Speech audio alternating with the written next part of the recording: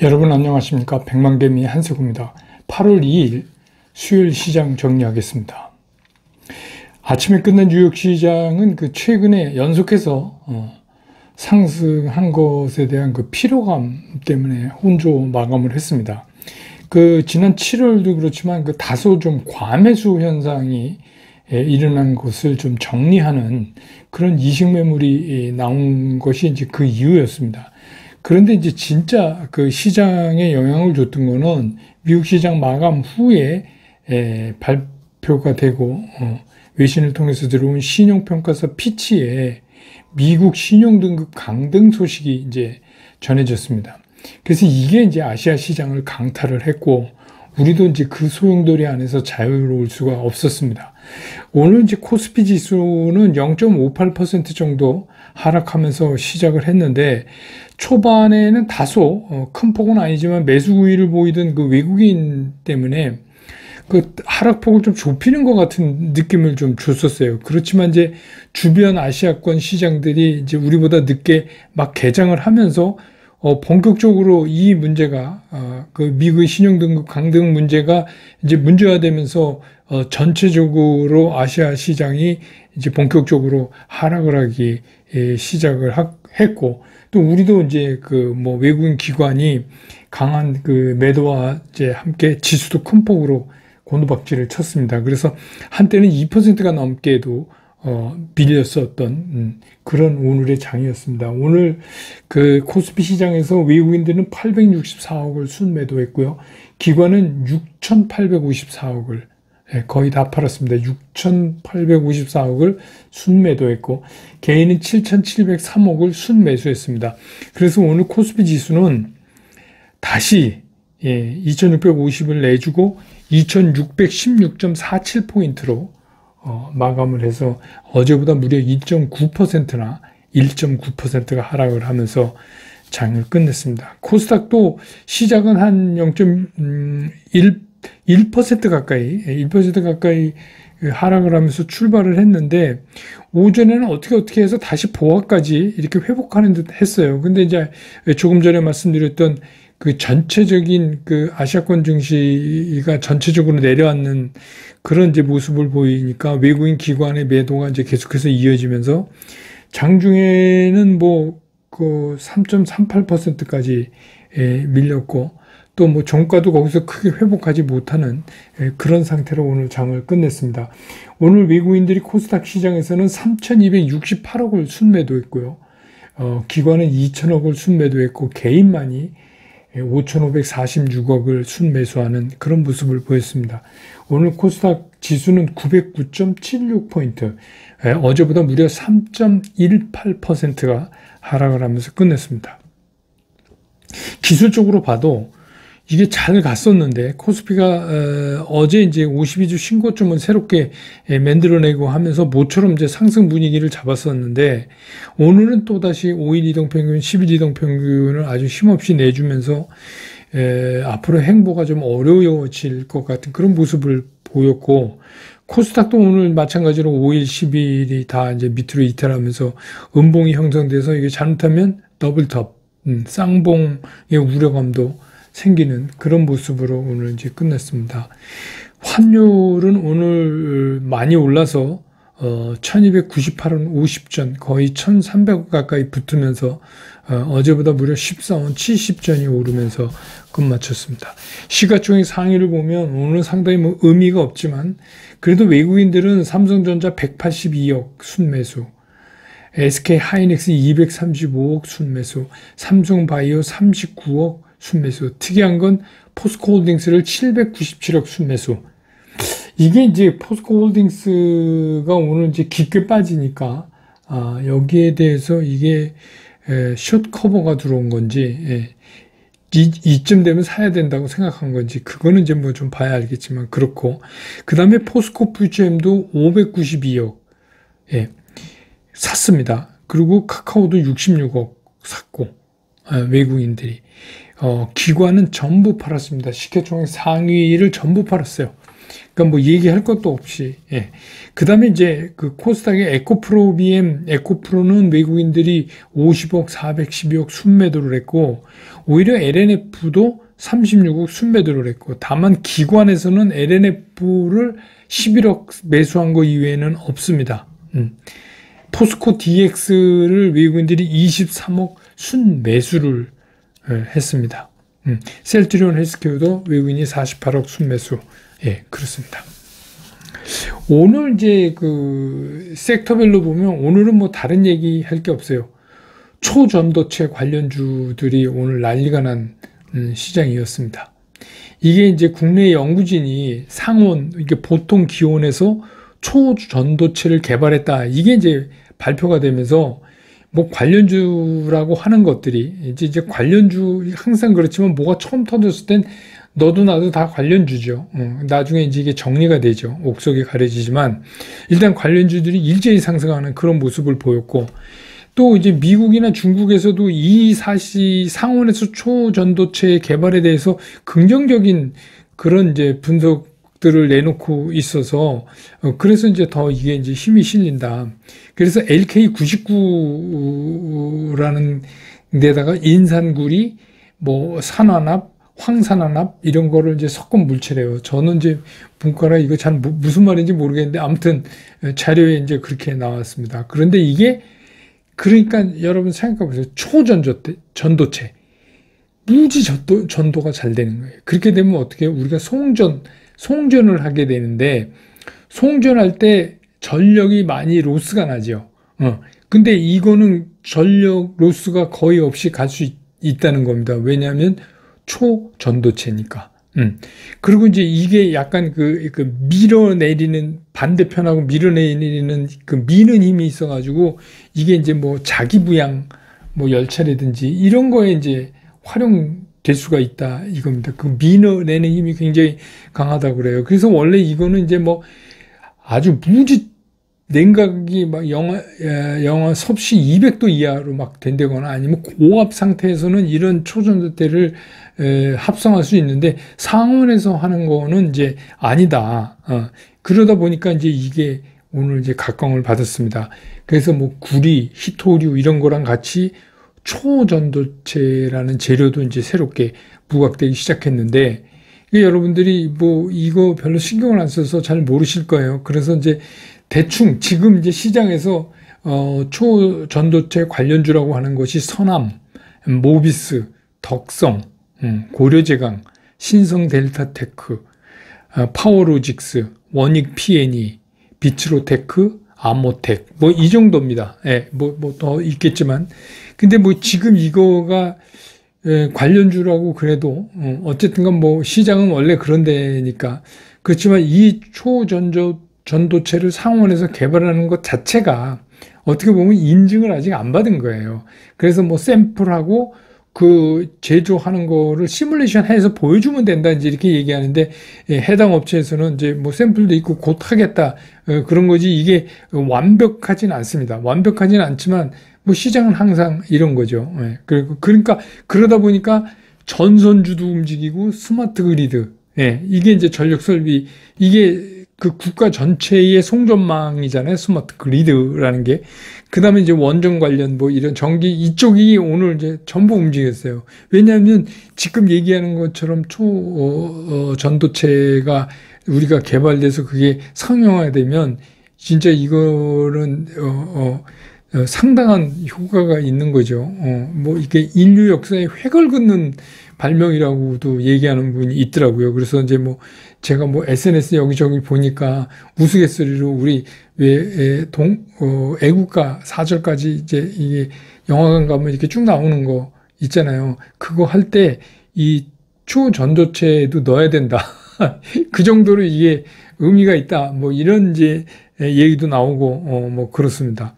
그래서 이제 오늘은 뭐 초전도체와 그와 관련된 이것들을 움직이기 위해는 뭐 거의 있다고 볼 수가 없는 정도인데, 오늘 시장의 특징은 이제 그동안에 이 배터리냐 반도체냐 이래갖고 진짜 엄청나게 둘이 힘겨루기를 하고 주변에 이제 다른 것들이 아니야 다음엔 우리도 가 뭐 이렇게 하다가 이게 미국의 신용등급 강등이라는 이제 이런 충격을 한번 빵 맞은 거예요. 사실 미국 시장은 그게 장중에 발표되지 않았기 때문에 피해 나갔지만 아마 미국 시장도 내일은 좀 충격을 받을 것 같은 느낌이 드는데, 그런데 그러다 보니까 이 초전도체가 등장을 하면서 이제 전부 주저앉아 버리니까, 예를 들어 사자하고 호랑이가 막 싸우다가 죽기 살기 싸우다가 거의 기진맥진 다 끝난 상태예요. 근데 이제 웬 사냥개가 하나 딱 나타나니까 다 평정되는 거, 이거 좀 비유 우습지만 아무튼 지금 시장이 그렇게 돼버린 날이었다. 그래서 이제 이게 퀀텀 에너지 연구소라는 데서 개발을 했는데, 이 이석배 대표라는 분, 거기 가보니까 뭐 막 석배형 막 이러고, 근데 이분이 이제 고려대 출신이라고 그래갖고, 이제 또 고려대랑 관련된 뭐 이런 SNS도 많이 있고, 그렇습니다. 근데 그냥 얼핏 제 생각엔 이게 옛날 황우석 박사가 자꾸 오버랩 돼갖고, 근데 뭐 그렇지는 않겠지만, 근데 아무튼 이게 이제 향후에 이제 검증은 필요해요. 근데 중요한 게 뭐냐? 시장은 검증을 필요로 하지 않는다 이거예요. 주식시장은 검증을 필요로 하지 않습니다. 주식시장이 일단 뭐가 타면 일단 올라요. 일단 반응을 합니다. 그래서 쭉 가다가, 그러니까 이제 전부 뭐 제정신 아니죠. 가다가 이제 시간이 흐를수록 이게 진짜야? 뭐 라든지 얘네가 진짜 관련주가 맞아? 라든지 뭐 이렇게 되면서 이제 옥석도 가려지고 정리가 되는 게 일반적으로 이제 주식시장에서의 일이기 때문에, 일단은 이게 던져졌기 때문에 이거는 시장에 이제 새로운 화두가 됐다 이렇게 볼 수 있습니다.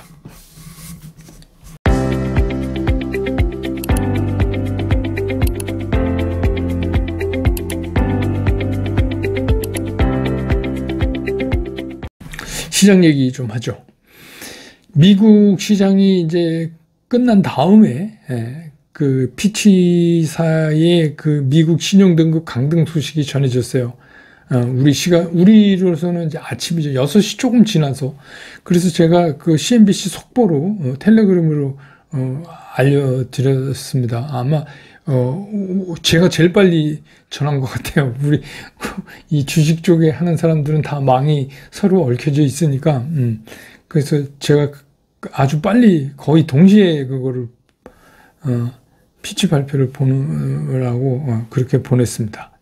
그래서 처음에는 이게 뭐지? 이랬어요. 약간 그 시장에서 뭐 이게 뭐지? 뭐 트리플 AAA나 뭐 AA 플러스, AA 플러스하고 뭐가 달라? 뭐 이제 별로 이렇게 느낌이 우리한테 잘 안 오는 거였어요. 그래서 시장에서도 그냥 뭐 별로 반응이 없나 보다.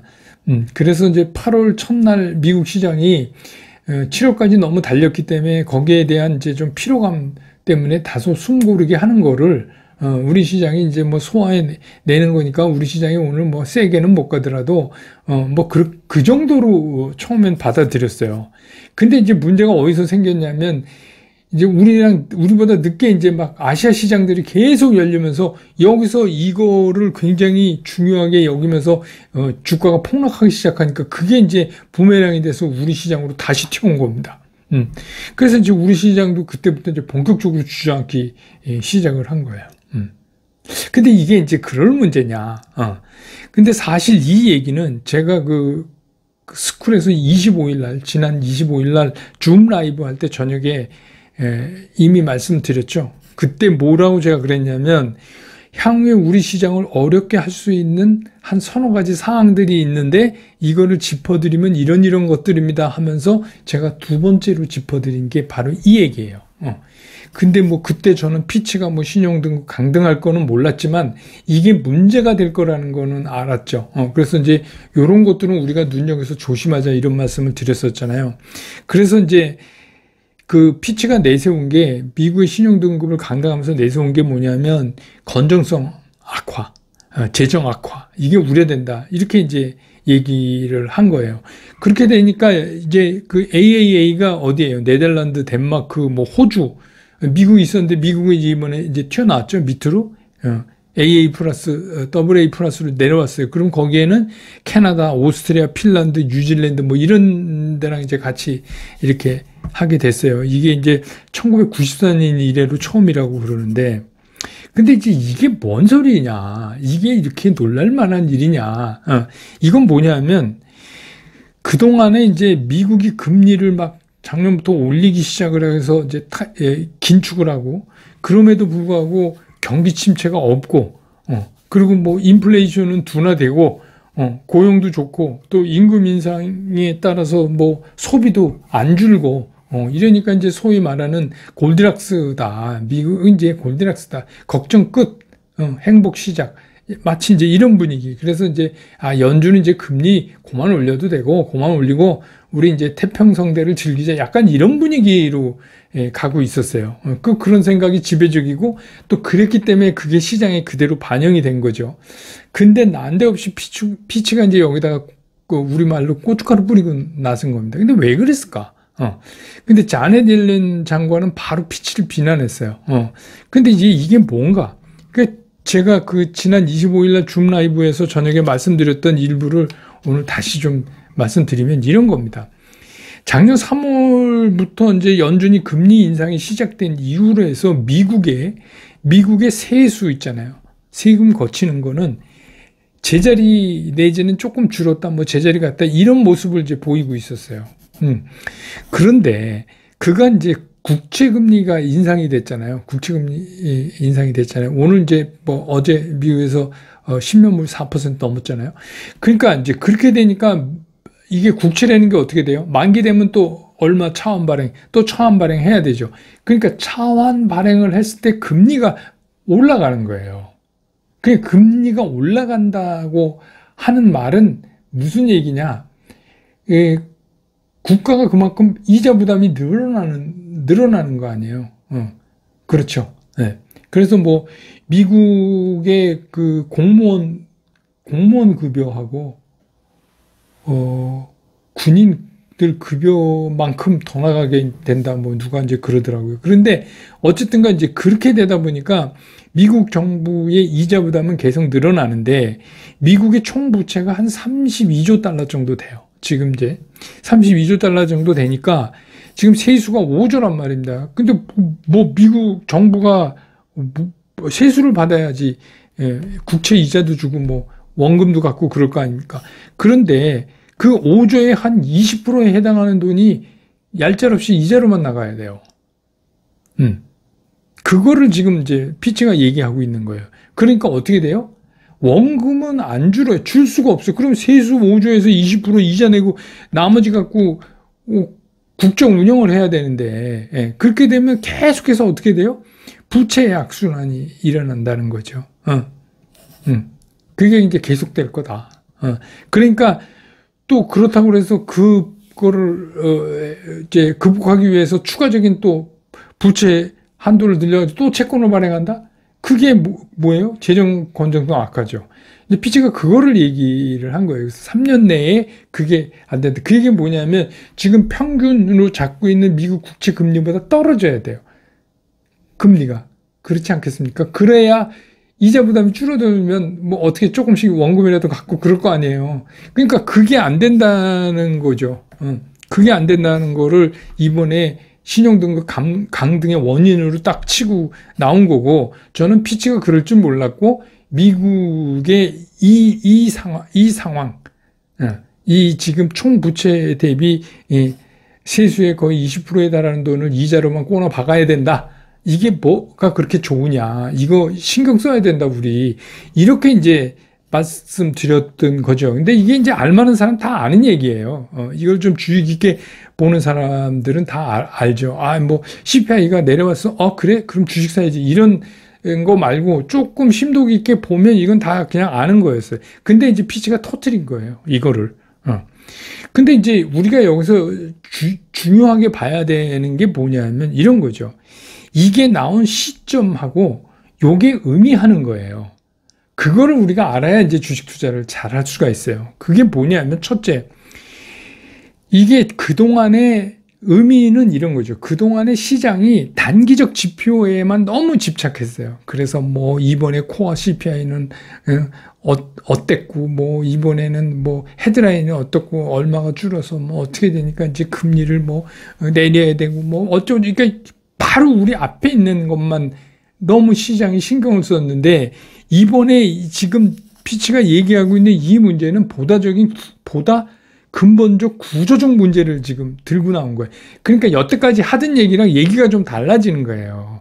구조적인 문제를 얘기한 거예요. 그러니까 이제 여태까지 우리는 뭐냐면, 이 아파트는, 교통이 좋고, 뭐, 인테리어가 잘 됐고, 막 이런 건데, 지금 들고 나온 건 뭐냐면, 니네 철근 빼먹었지. 이런 거랑 거의 비슷한 거란 말이에요. 그러니까, 좀 이해가 가세요. 그러니까, 그 접근 차원이 완전히 달라졌는데, 그럼 이거를 시장에서 어떻게 받아들일 거냐. 근데 이제 뭐 충격이니까 왔다가 가겠지만, 이제 이게 왜 하필이면 실적 시즌이 이미 반 이상 지나가잖아요, 이제 실적이. 그러면 좀 지나면 이제 실적도 끝나요.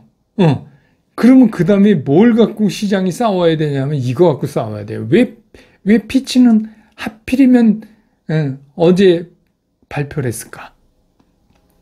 그러니까 이제는 시장에서 실적 시즌이 끝 마무리 짐과 동시에 지금 터진 이 문제를 가지고 계속 옥신각신 할 거라는 거예요. 시장은 뭐 싸울 거리가 없어서 못 싸우는 데가 시장인데, 근데다가 그동안에 좀 올라왔기 때문에, 이번에는 하방 쪽에 무게가 자꾸 걸리죠. 그런데다가 아까 말씀드린 대로 이거는 좀 근본적인 구조적인 문제를 다루고 있어서 굉장히 막 치는 건 없지만 아주 뻐근하게 오랫동안 시장을 힘들게 할 가능성이 상당히 있다. 근데 이제 시장에서는 항상 그런 거지만 그런 거는 덮어놓고 표면적인 것만 가지고 대수롭지 않게 뭐 이렇게 또 해서 넘길 수 있어요. 뭐 이런 거죠. 뭐 부채 많은 게 꼭 나쁜 거냐. 뭐 신용화폐 사회에서 부채가 없으면 어떻게 경제가 발전하냐. 뭐 이렇게 얘기할 수도 있어요. 그렇지만 그게 또 틀린 말도 아니에요. 그렇지만 우리가 근본적으로 좀 이렇게 들어가서 보면 어쨌든 간 빚잔치를 하는 화려함 아니에요. 그런 거는 부인할 수가 없어요. 그러니까 이제 그런 거가, 근데 이제 이게 빨리 정리돼야죠. 그러니까 제 생각에는 그냥 충격을 세게 받고 빨리 벌떡 일어나는 게 나을 것 같은데, 이게 그 사안 자체가 그런 게 아니어서, 근데 아무튼 우리가 우려하던 몇 개 중에서 하나가, 이게 그렇게 크게 작용 안 할 줄 알았는데, 이게 피치가 얘기하면서 먼저 터져버렸네요. 이제 그런 얘기입니다. 그래서 조금 이제 이런 거는 우리가 좀 주의 있게 봐야 되고, 시장이 이걸 어떻게 소화해내냐는 사실 시장 몫이지 우리 몫이 아니에요. 우리가 뭐, 이거 별거 아니야. 금방 끝날 거야.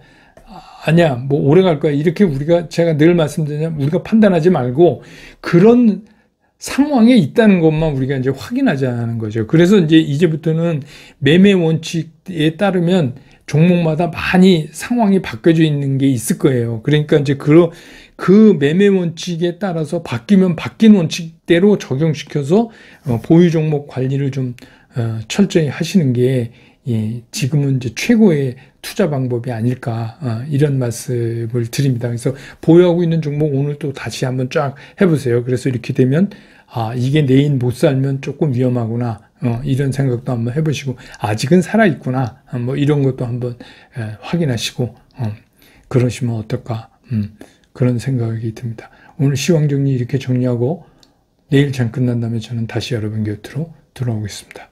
여러분 고맙습니다.